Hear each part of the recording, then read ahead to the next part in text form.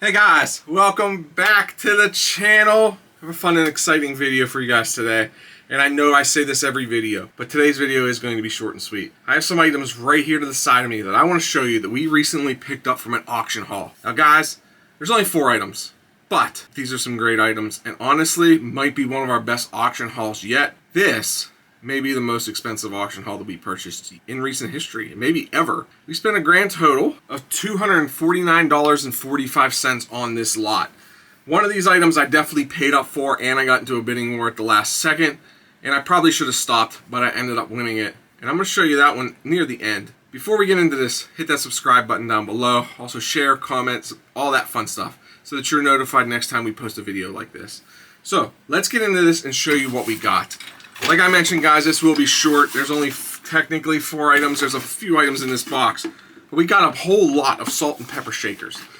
Some of these are collectible, and I took a flyer on it only because I paid $1 for this lot, so I figured why not for $1? Let's give it a try. So we picked up this little tomato here. This does have a spoon inside, but the spoon is broke. I'm going to list it like that, and if the person wants to fix it, they can. I think this is kind of more for like salt or sugar. But then we have the salt or pepper one here. It still has the cork in the bottom, another tomato. And we also have this one here too, which this is probably the pepper.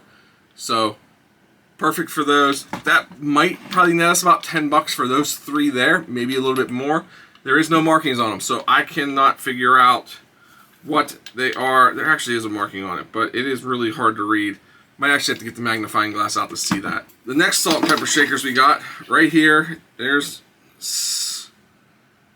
Bavaria is the markings on these, so I'll have to look these up to see what these do. I'm not 100% sure because I honestly didn't look any of these up except for the tomato ones. The lot was really hard to tell online, and like I mentioned in a previous video, sometimes you just got to take a guess and look at all the pictures as close as you can. But these are pretty nice salt and pepper shakers. Somebody that's interested in these for a collection, or it maybe that pattern matches something that they already have. So perfect right there for another collection. The next ones we have, there was 4 total. I guess they have strawberries on them.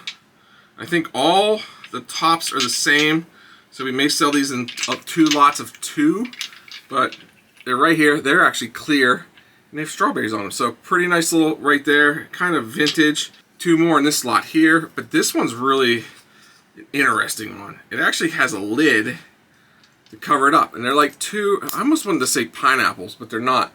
They're super old, really nice, and honestly, I guess you just, I'm not even 100% sure because, oh, I just dropped the lid. I just had to crawl on the floor to get these.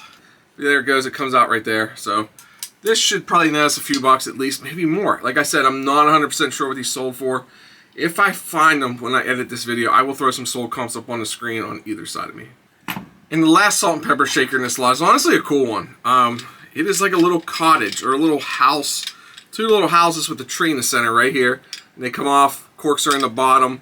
I think there was one of the ones that did not have a cork. These ones didn't have a cork, but that's okay. These 2 do, and I'm not even sure. There's a marking on this one too.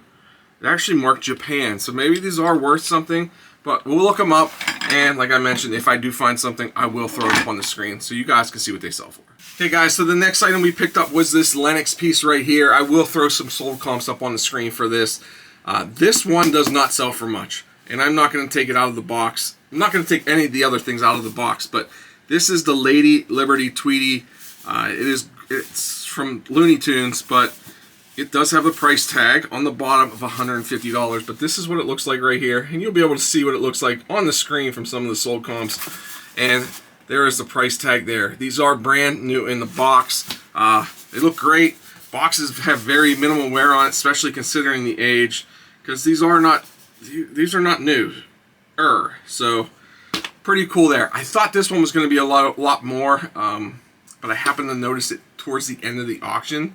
So I didn't get to look it up, and I kind of overpaid for this one. I ended up paying $17.99 for this one. So I'm not expecting to make too much out of this one, maybe double my money, or maybe just a little bit less. So Still a cool piece. It's small, it's light, and this one shouldn't take too much to ship.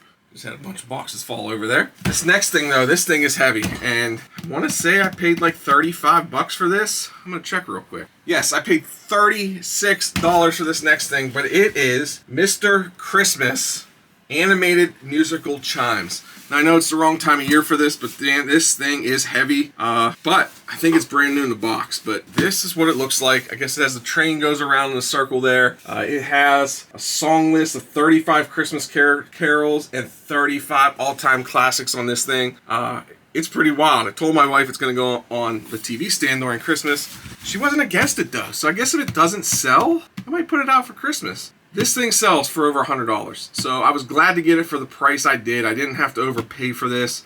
I was really shocked that nobody else was really bidding it up. I was expecting this thing to go for way more, but it's a pretty cool piece. It's packaged really well, so I can wrap this up in some brown paper and tape it up really good, and it's ready to go. So last but not least, this next item is the item that I overpaid for. I ended up paying $147.50 for this. Now, when I looked it up online, there's not that many on there, and the minimum these things go for is about $300. So some of them have ended upwards of $400. Again, I'm not going to take this one out of the box because it is not easy to get back in the box. But it is another Lennox piece, and this one is the Wicked Witch of the East from Wizard of Oz. Right there, it looks like that, and it's actually really cool. It is, the price tag on the bottom of this one was $251. It looked like it was honestly never out of the box whenever I did it. You could tell that the top has a little bit of sun damage, maybe just from sitting in a room somewhere, but it's honestly in really, really good shape. So I'm expecting to get at least $300 for this one. Should be a pretty quick turnaround, just because I think the Wizard of Oz is actually having a anniversary milestone coming up here very, very soon. So I'm expecting this one to not sit in this room long. And that's why I purchased it, and that's why I also overpaid for it. I don't want to say overpaid for it, but I definitely paid more than I wanted to. I really wanted to stop around 100 bucks, and then I told myself I was going to stop at 125 bucks. But somebody kept bidding me up, and then I think my last bid was 150, so if it would have went over that, I don't think I would have purchased it. But who knows? I was kind of in the bidding mood at that point, so I might have actually bid it up. So guys, hopefully you guys enjoyed this video of our recent auction haul. I know it wasn't many items, and I know it probably wasn't as quick as I was hoping it was going to be.